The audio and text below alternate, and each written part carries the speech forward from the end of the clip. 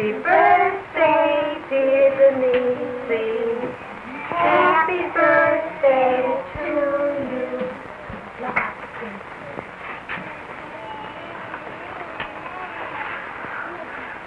Good girl. Now, make a wish. Make a wish for yourself.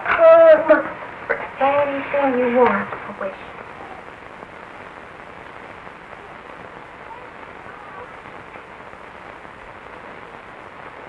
In the past, she has said to me on occasion, I'm deaf, and I say, yes, you know, and, well, I tell her I understand. I know how she feels, that, you're sad, I understand you're sad, you're left out, I know. It makes you feel badly. But, it's okay. You know, it's okay to be deaf, Denise. And I also told her it will always be this. Because she said, well, maybe I won't. Oh, that was another thing, maybe I won't be deaf. And such and such time, and I... You had explained that it would change. No. It's the way it is, and it wasn't going to change. It sounds awfully stupid of me, but even in the beginning, I didn't even quite realize the fact that deafness meant being unable to speak, unable to communicate. It really didn't occur to me in the beginning. And I remember Harriet just breaking down and crying and saying she won't be able to talk. I didn't realize what a devastatingly terrible thing it is to happen to a person. Their whole future, their whole education, their whole relationship with other people was affected by this. It's horrible. It's probably every bit as bad as being blind or worse in many ways. She was tearing the family apart. She was impossible. She was getting into everything. You don't know what she was like. She was so miserable. Yeah! I want to dip my dish. In your dish? Sure. Where else would I put it? And I'm going to take it. Her unhappiness and her tantrums and her screaming and her miserableness touched everybody. Her behavior, as far as, we couldn't...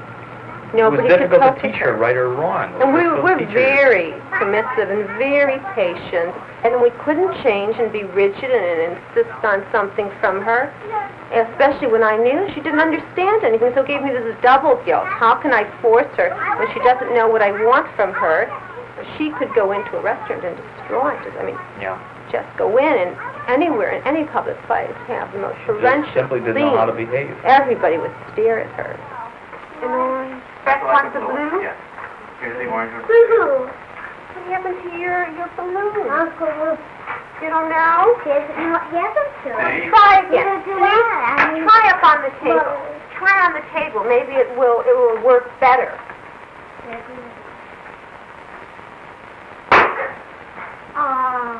What happened? I will make you. It went pop. You can have the yellow one. One more? Well, let's try that one. Maybe it will work. Okay. Yeah. Okay, sure. It was probably an experience similar to most parents. We took her to our pediatrician, and he said she's fine. She was 8 months old. I'm sure she's fine. And if you're concerned in 6 months, well, just bring her back to me. You know, as if it was perfectly fine to just live with all that anxiety and worry. And he treated me, I felt, very, very shabbily, like a neurotic mother. Because I think regardless of what he said, that I knew there was something seriously wrong. I remember going back to him and said, "My, was I surprised. What a surprise, profoundly deaf."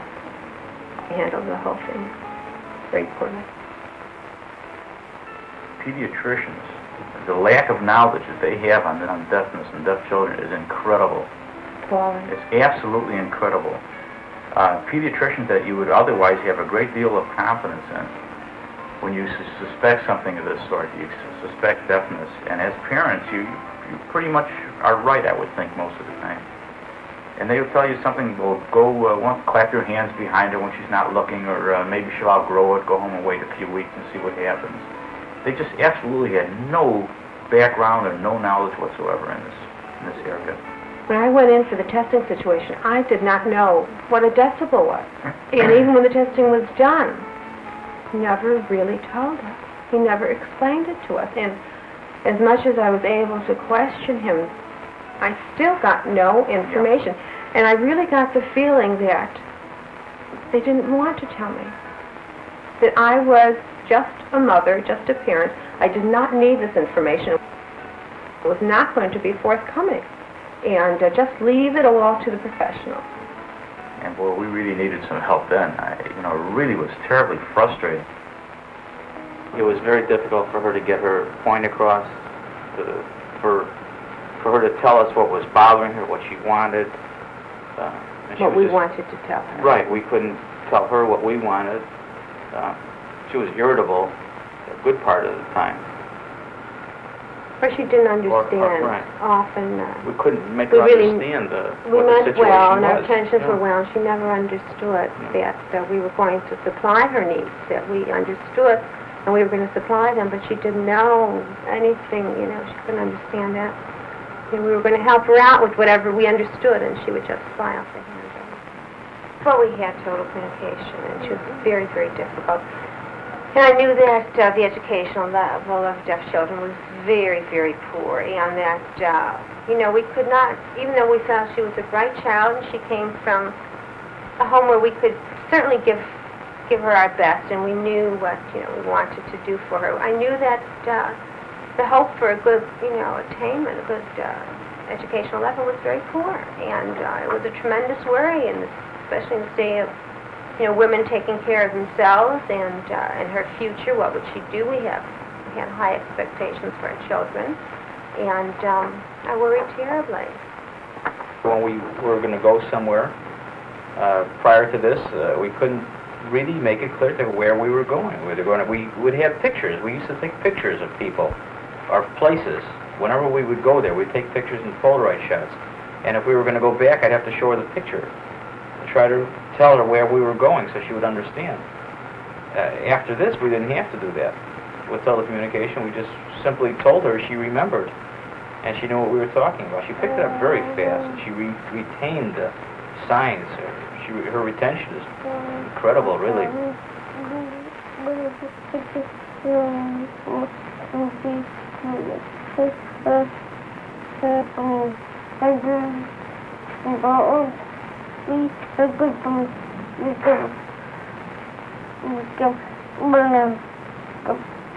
We didn't just jump into total communication. It was kind of a difficult decision. At that point, we really weren't sure that it was the best way, that sign language was good. We were still on the oral side of the argument as such. And there was, what I think helped me personally to understand it was the fact that it wasn't strictly sign language. You were supposed to speak as you signed. And it was a combination of all sorts of communication. The first thing she used was an abstract sign. It was not something concrete of a food or milk or an object. It was a sign of later. And I thought that was very, very surprising to have picked up an abstract idea as the very first sign she Once ever she used. started signing, it was just, nothing. Nothing was out of reach of discussing with her in one form or another. You could really almost make her understand anything. Even if you had to change your language. And this abstractness was tremendous. She just picked up on it. It was surprised me no end. I really didn't expect it. You like it when that comes down to each other. What's that? One of my biggest concerns was how she would get along with her friends, how she'd get along with other kids. She gets along quite well with the kids in the neighborhood. Whether or not this will change as they get older, whether they'll start picking on her, teasing her, giving her a tough time, I don't know. I assume it'll happen to some extent. It happened already. You would no more take away someone's crutches who doesn't have legs and say, go walk. And yet she's got to go out and handle many situations, and she does. When I'm not around, she plays with hearing children, and whatever level of communication they have, she handles it. She's very independent, and she has a very good self-image. I see her as a very strong child who feels secure about herself. She's very confident. Feels She has a good self-image. She feels healthy. She'll, well, She's not afraid to meet people. She's not afraid to approach people. She's a little shy Deaf for occasionally, like all hearing. children do. And, But she went and bought a candy bar herself while we were on vacation this one time. I was very leery of it, and Harriet insisted that she'd do it herself. She certainly did it. She went there and got exactly what she wanted. she wanted money, No and she said, problem. I'll go buy it. And I No said to problem her, whatsoever. will you be able to talk to the lady, to tell her? And she said, I will do it. She did. And so I said, okay, and I gave her the money, and she wanted Cracker Jacks, and she came back with Cracker Jacks. And that was just fine.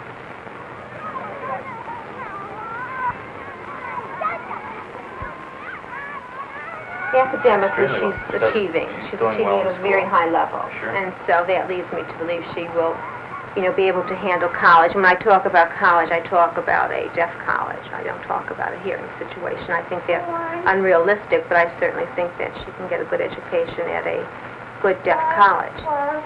Rain. Rain. My sign is rain. To me, yes. No stars just before. Rain.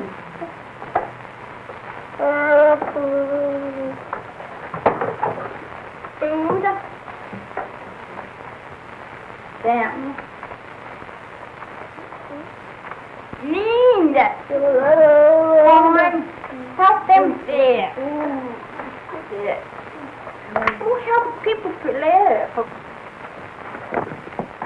It took me, I'm almost embarrassed to say, a good few years to really come to terms with it. And I don't know what the change was, if it was total communication or perhaps it was that. Perhaps the family was more normal and more stable. And all of a sudden it was okay. And, the most painful part of it had really passed. And we just kind of went about doing what had to be done. And being realistic about the situation, trying to fulfill her needs and help her. And the family function as normally as possible. Stop. No, try it.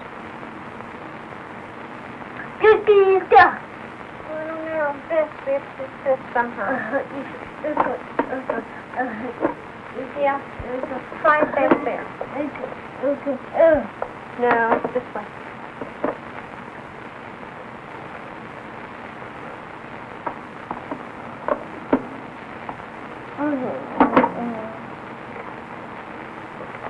Oh, good. I think that's good. Okay. That's fine. That's fine. Okay.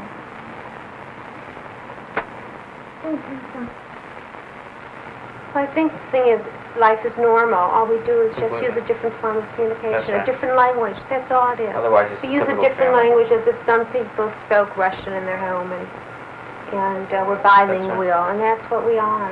We just That's a good way to we're a describe it. bilingual family, and life is normal. So.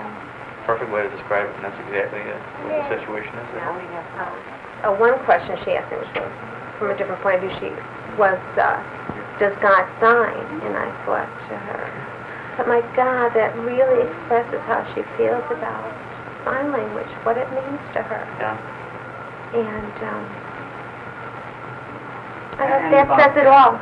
That little girl looks like you. Ah! Yes. Well, why not? Okay, we'll wait. Like that? No. I just like it. Oh, boy, it's a fat, cute little baby.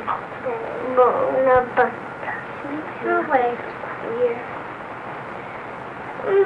Baby. Oh, that's the Let's go one more A lot. She Yeah. painted a lot Yeah, of that- babies. Look at this. Turn back up. Did you like that? No.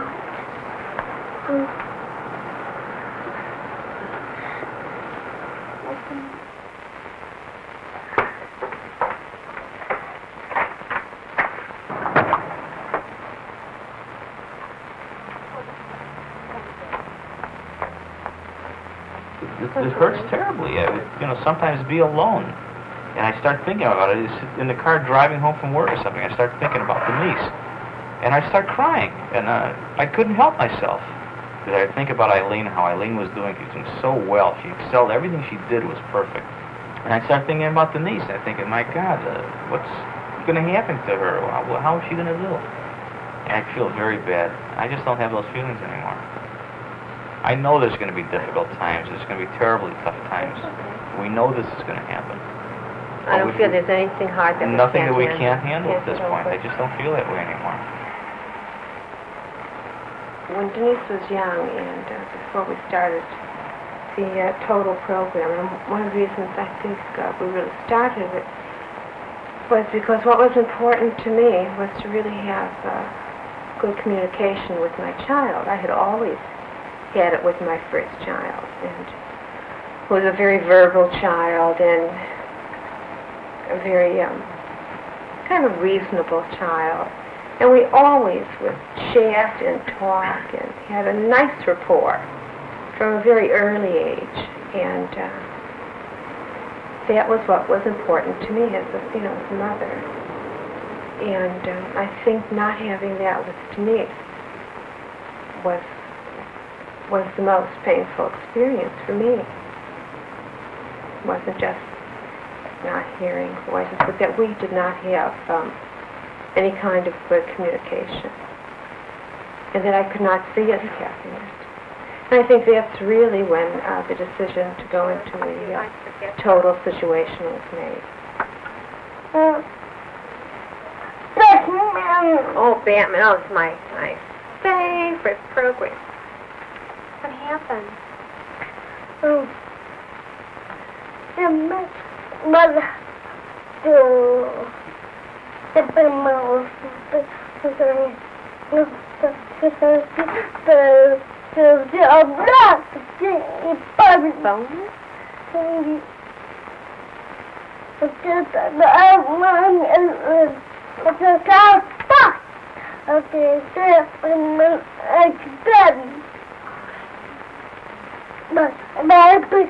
Batman is in trouble. Look, tell me.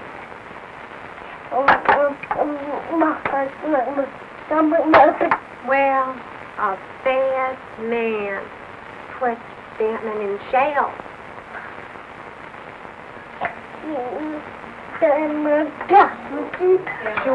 Sure. Leave that on. It's fine. I like that.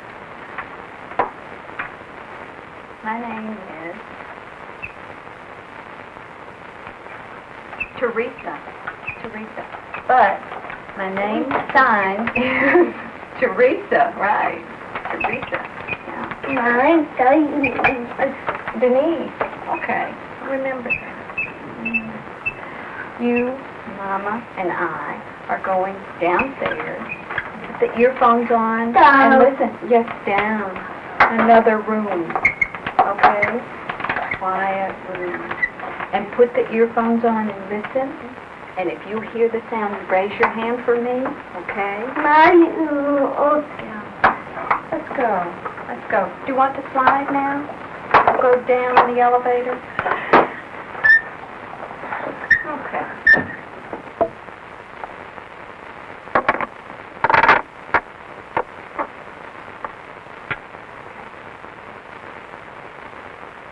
Yes, good girl, right. You think, maybe? In that ear? Okay, you're right.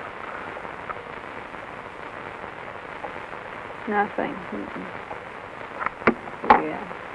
Good. Good, Denise. Good, okay. You start thinking about it and you start recalling other things and you begin realizing just how serious it's going to be in the future. I started thinking about her as she got older, as she dated, went out with boys, and hopefully that they would be nice fellows who wouldn't try to take advantage of her because of her deafness. And I thought about even with her, with girlfriends. Would they be nice to her? Would they kind of bring her into things, or would they make plans behind her back and this sort of thing? All these things started to bother me.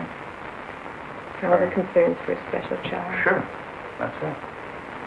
I think I'm less worried about these things now that I know what kind of a kid Denise is. And she seems to be doing very, very well. And I'm probably a little bit less worried about all these things than I was at that time. But there's still concerns, they're still there. One thing that really bothers me, I love music, and it's a very important part of my life. I use it to relax. I have the radio going at work when I'm working. I listen to FM.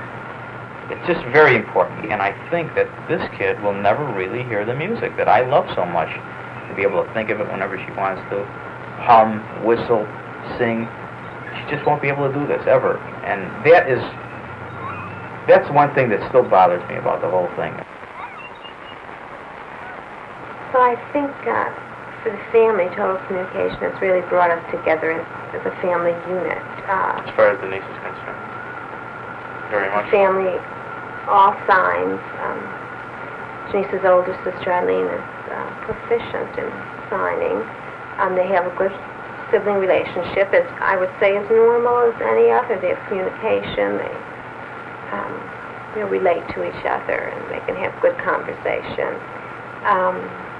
And as a family, I relate to her very well. I think we approach a normal mother-child relationship, which is of great importance to me. And Denise is a happy child, which she was not before. She's well-functioning. She's very secure. I think she's got a good self-image, and she's got good language, and is very much a part of the family. She asks for things. She demands to know. She wants to keep up with us, and I don't think she feels left out. She's not a left-out child. She doesn't sit outside of our family, as a deaf child in a hearing world. She sits very much within a family that understands her, and I think she's a good example of that. I feel much better about it than I did then, because I see how well she's coming along, and she's really given me a lot of good feelings lately in the last couple of years. I feel much stronger about the whole thing.